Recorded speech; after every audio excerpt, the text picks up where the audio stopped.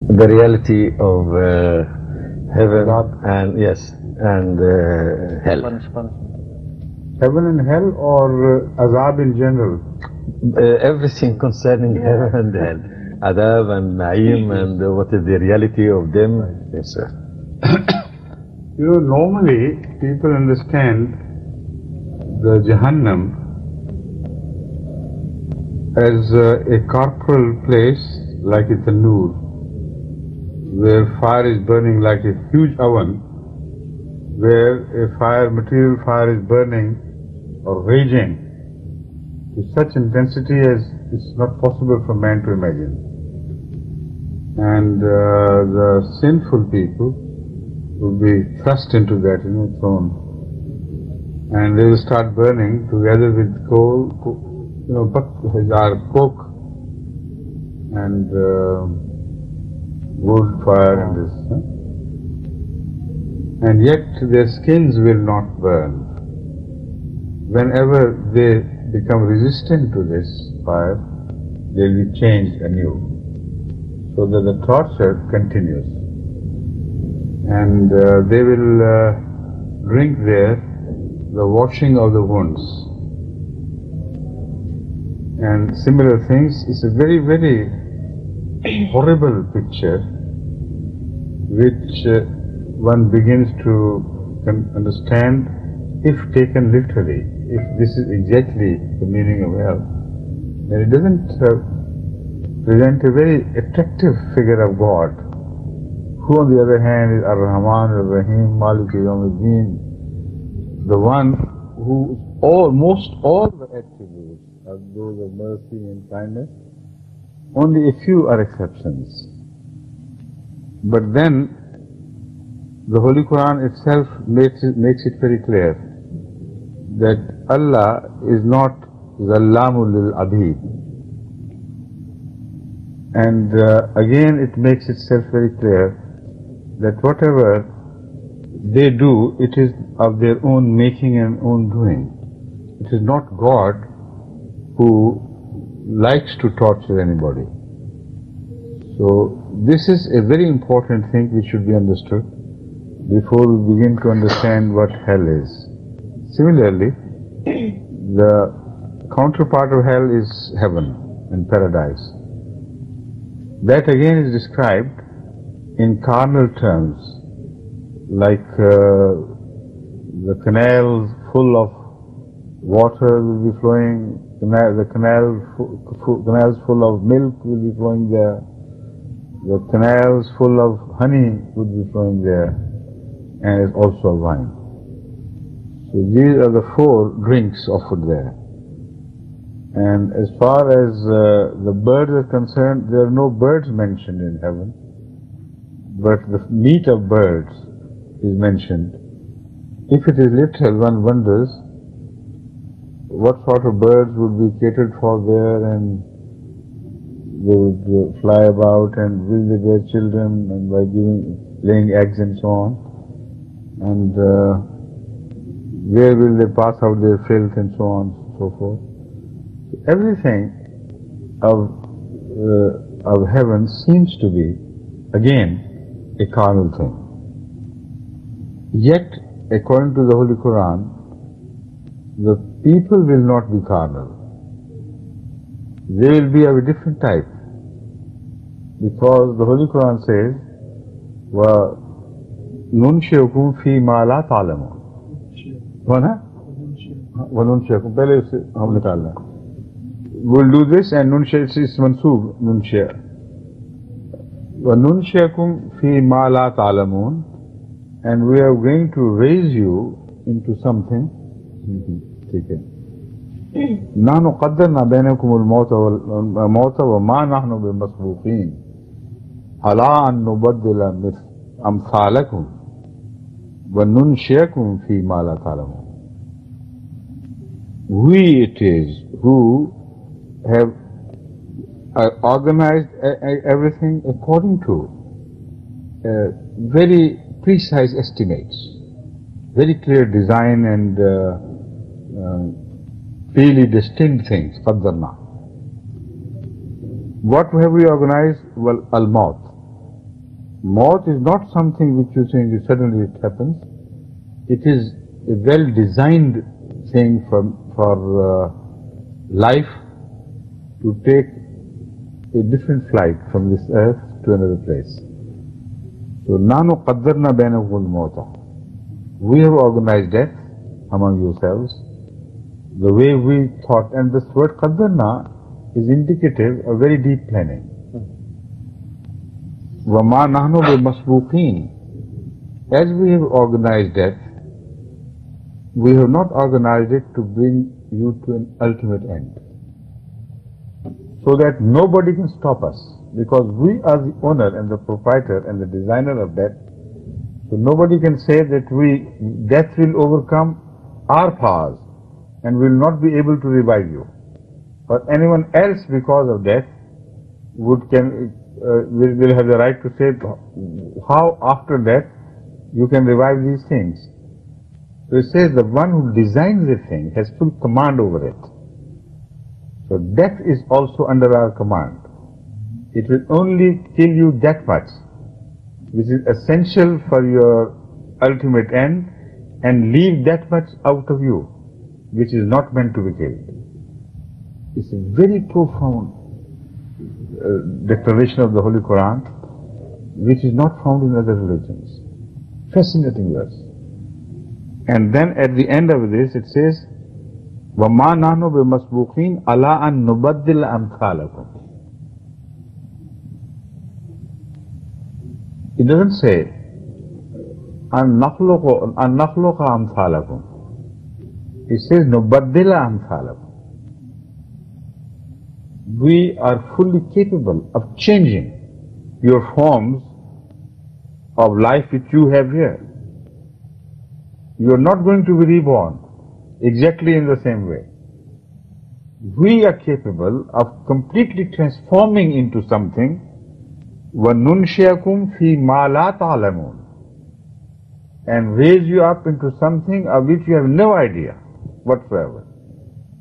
So don't you have an idea what you are? I have a little, of course, and Hilmi Sahib, everybody else has. So what does God mean? These ulama of Islam should understand. They should read the Quran, not like just recitation and shut the book again. They should read it by penetrating deeper into the word, because it's God's word. It's not a human writing. And here it clearly means that the way you will be reborn is something of which you cannot imagine. Your existence will be of other dimensions of which you have no knowledge whatsoever. That is why it is also said that as far as the Numai Jannah are concerned, no eye has ever seen such a thing, no ears have ever heard of it. Well, when they recite the Quran, don't people hear about the Jannah and what they will find there? Everything of that world is completely different from what we know here, and these are only examples and parables to convey certain meanings, no, nothing else. Now, it is not the meaning of like ordinary meaning of honey, or ordinary meaning of milk, or ordinary meaning of wine. They have nothing to do with Numai Jannah. And the Holy Quran also indicates that very clearly. It doesn't hide anything, but the expression of the Quran is so subtle and intelligent and beautiful that you need to concentrate to find the message. The Holy Quran says there will be milk, of course, but lam yatasanna, or la yatasanna, whatever the word is. Lam yatasanna, milk which doesn't go bad, well, it doesn't go sour. What sort of milk that is, which doesn't go sour? And wine which doesn't intoxicate you. So what is the difference between fruit juice and wine if it doesn't intoxicate? The only thing the wine has of attraction for people is intoxication. And there is wine, of course, but not intoxicating. Obviously, it means that they are terms only to indicate some pleasure attached to them. or some benefit attached to them. But they will not be things like you have, and that is why when they will be fed with certain things in the hereafter, they will be offered fruits and things, and people will say, we at something like it. They say, no. They may be similar, but not, of course, not the same. They're different things. So everything there about our person will be different. If we are differently built, how can we enjoy the food which we can only enjoy with this such mouth like this, tongues like these, eyes like this, and ears like this, and noses like these? They are the instruments of five senses. And we only enjoy through these instruments. If these are not the instruments in the heaven, what is the purpose of all this material world? And it is not possible to have this anyway. Because if we eat like we eat here, then we'll have to pass it out again. And there has to be a system of garbage removal and all this and nonsense. Not at all. Jannat is not something like that. Similarly, if we are spiritual, and as we can prove from the Holy Quran, it will be the spiritual form or something. How can spirit burn in hell? The spirit can't be burnt because it has different dimensions. So that must be understood clearly. مثل الجنة جنة التي وعد المتقون فيها أنهار من ماء غير آسن وأنهار من لبن لم يتغير طعمه.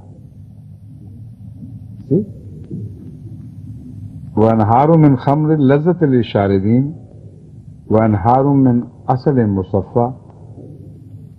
Now there is another place where it says that the wine will not لا غول فيها ولا verse says لا غول فيها.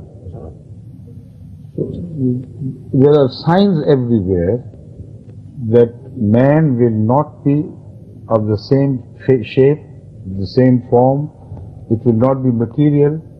It will be something else, which in the form in which man will be raised, we here on earth do not know. That is one thing certain. And we know our forms.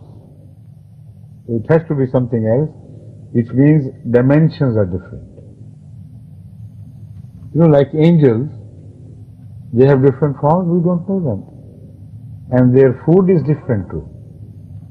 So, in the light of all this, Hazrat Masih Maud has done a wonderful service to Islam by enlightening us about the meaning of both these things. Hazrat Masih Maud told us that Jahannam is also prepared by man for himself, and Jannah is also prepared by man himself, and they can coexist and yet be separate. Like the Holy Quran says, Arduha samawatu wal ard. The Jannah's dimensions will be the entire universe. When the Holy Quran said this, somebody inquired from Hazrat Muhammad Rasulullah, where will be Jahannam then? If the whole universe is covered by Jannah, where on earth would Jahannam be? Hazrat Sallallahu Alaihi Wasallam told them that it would be there, the same place. But you don't have the shuur to understand these things. So obviously, fire and cool shades can't go together. So this means God is talking of different types of fires and different types of cool shades, and the life forms there will be completely differently designed. And apparently they would share the same space, but the dimensions will be different.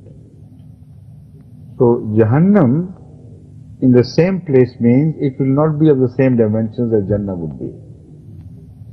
and they could coexist yet would not cross each other's path. The people of Jannah will be completely unaware of the Jahannam raging in the same apparent space. Now this can happen only if the substance we are talking about, it could be the same, but it is so rarefied that the rarefied form can go through the denser substance without even making the denser substance to realize that something is passing through me. Now, we have dense bodies, right? And the spirit we have is not dense. It occupies the body without our ever realizing where it is. You know, we know it only because it gives us command and consciousness. Otherwise, you don't know. But apart from that, that is a very different, very highly rarefied thing. But let's talk of waves. Waves are a form of energy. They are a property of matter. These television waves, radio waves, electric waves, light waves, magnetic waves, they're all forms of energy, they are parts of substances. Understand that? Yet here, in this space where we're sitting, there are hundreds of things going on in the world of waves. We have not the least idea about it. You see, this program which we're showing is also here. We don't hear any noise interfering with us. We don't hear any echoes. While the echoes are already filling the whole of the universe, the whole of the earth, globe of the earth, because this MTA television system is a global system.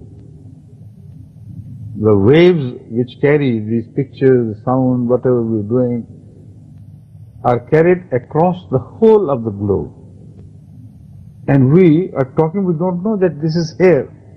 But if you have the right sort of machine, a television, then a dish antenna, you will suddenly begin to see yourself as you talk and as you look, it will appear on the television. Then here, on the same space, the people are different programs from all over the world, hundreds of them, can be detected. There's singing going on, there's dancing, there's dirty talk, murders being staged, dramas being played, poetry being read, lectures being delivered. All of that is here, in the same space. Can you feel it? Can you put your hand and see or something? Nothing. While this belongs, this wave system, this wave system or this energy form belongs to the same dimensions as we have, same 4 dimensions, right?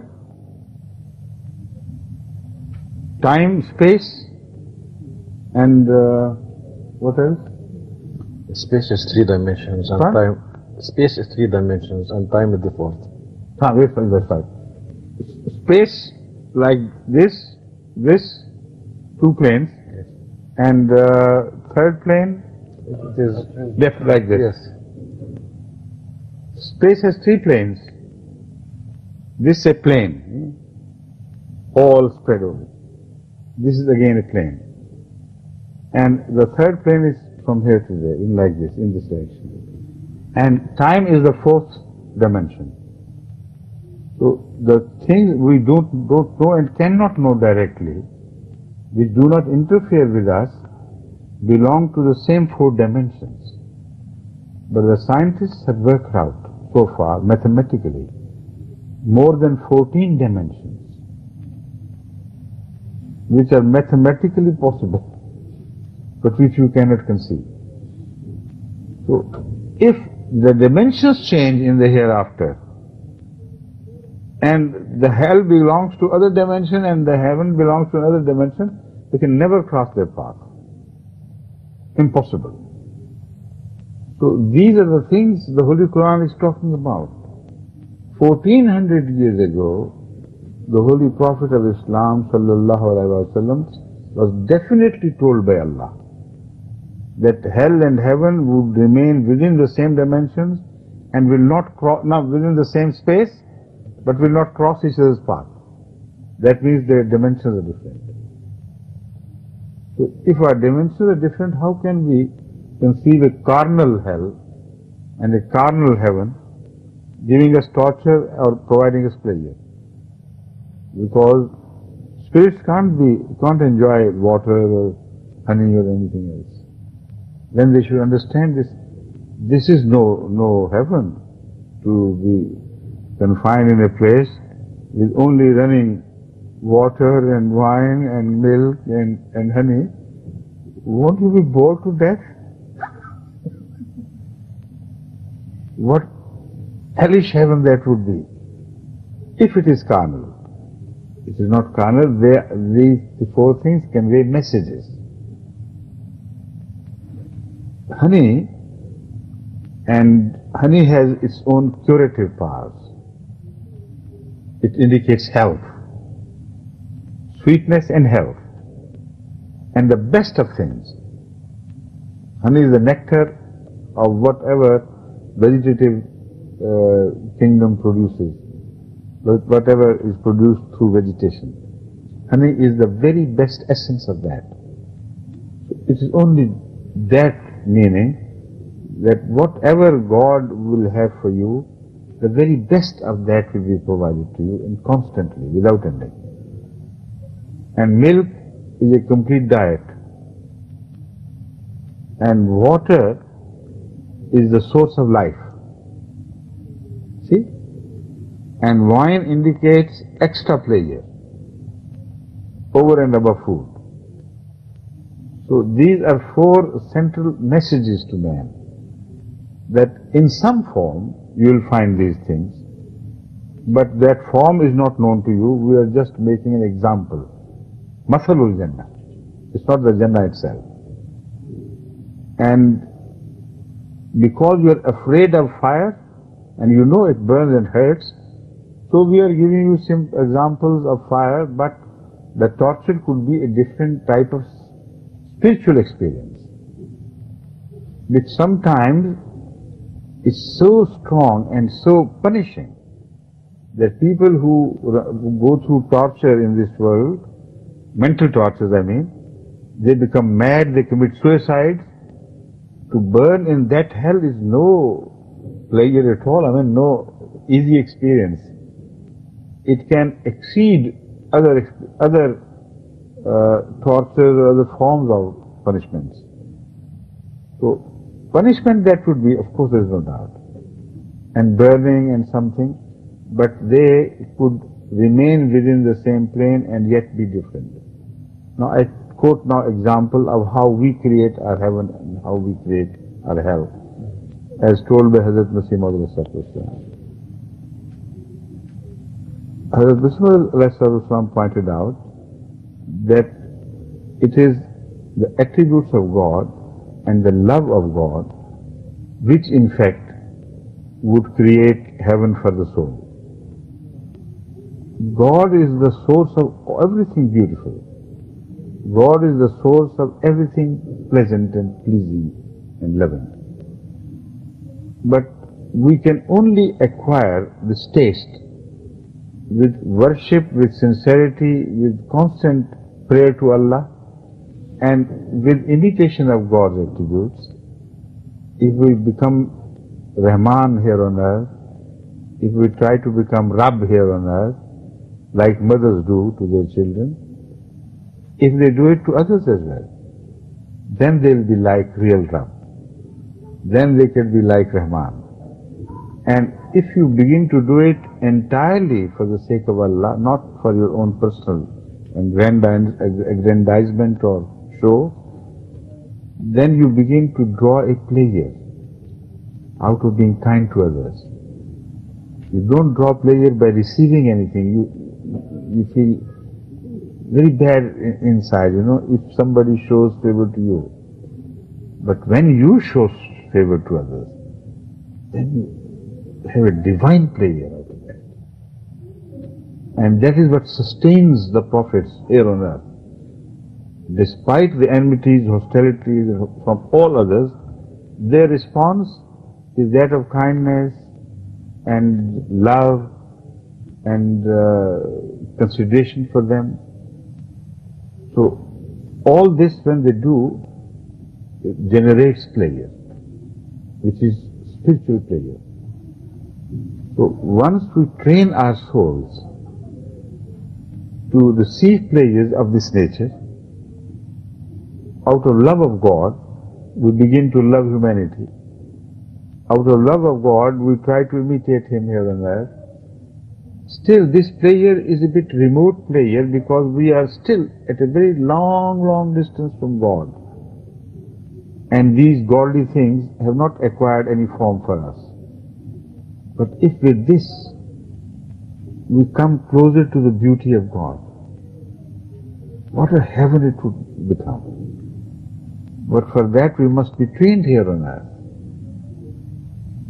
If you do not love God and God comes closer to you, that will be a punishment. It will not be a heaven for you. This Hazrat Masih Maud has pointed out in a different form. He says, imagine a thirsty man who is dying of thirst and is also hungry and has lost his energy and is about to be dehydrated, and you offer him a beautiful bunch of sweet and fragrant grapes which are cooled. Now, these cool grapes,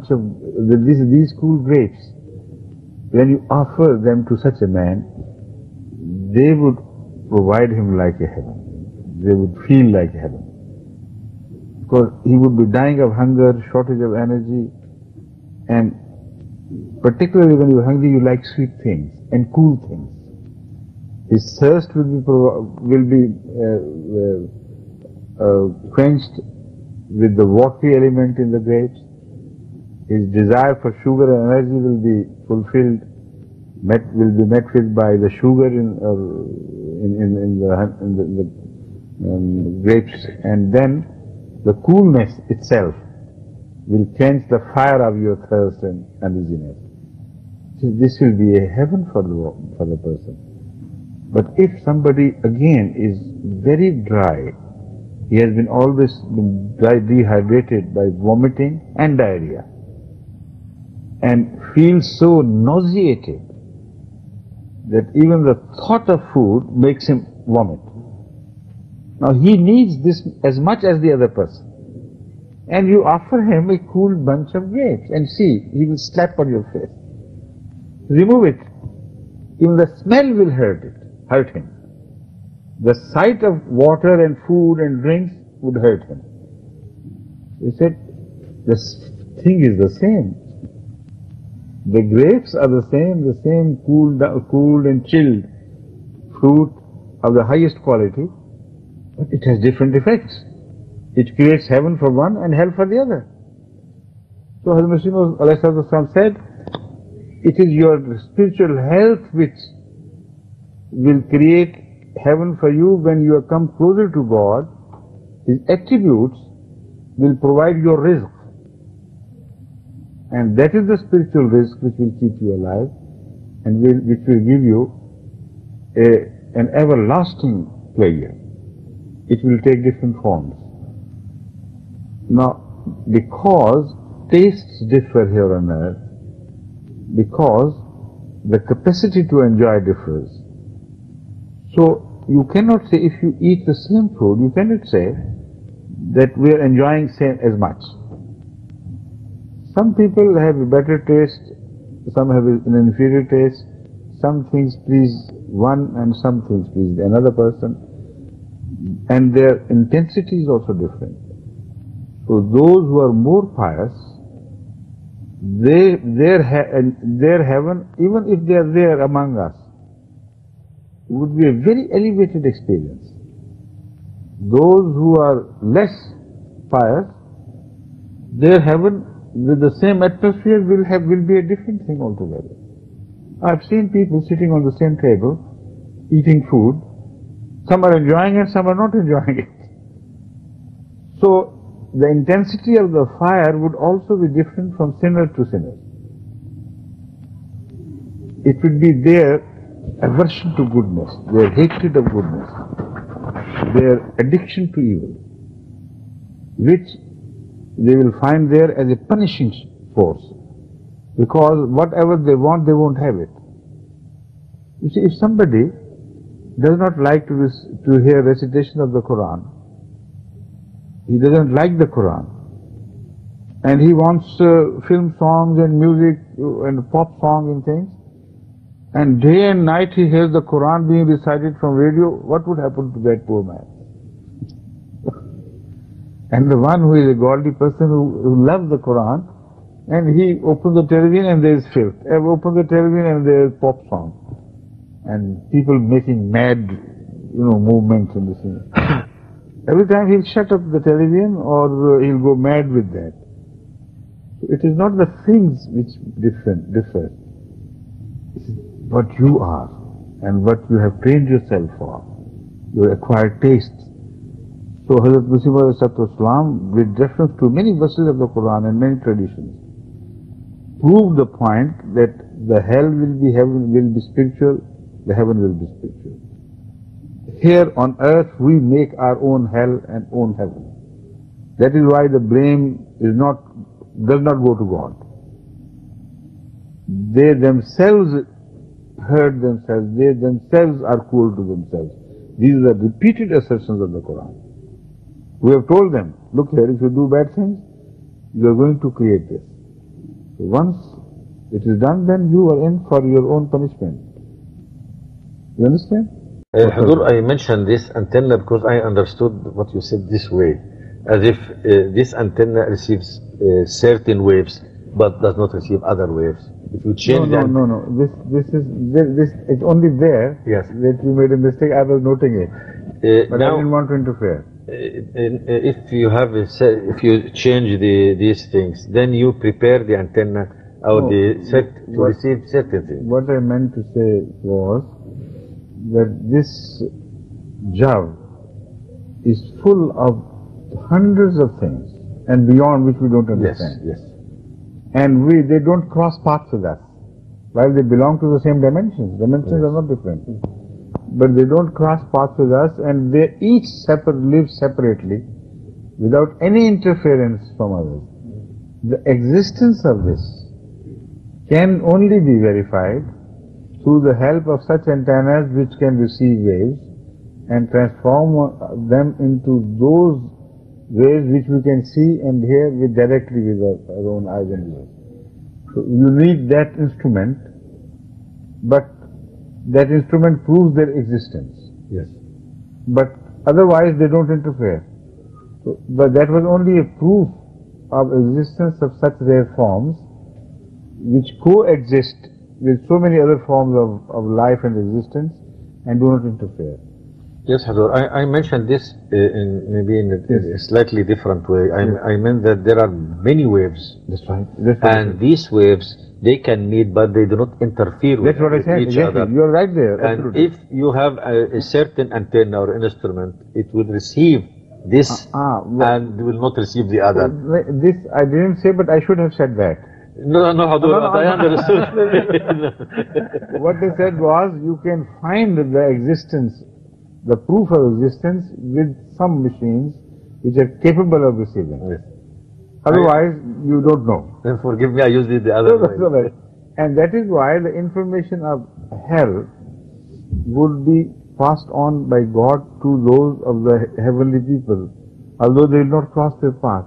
So there will be a system of cross-information. Yes, but they have these instruments or receivers which will receive the torture of hell, while the others do not receive it. That is correct. That is correct.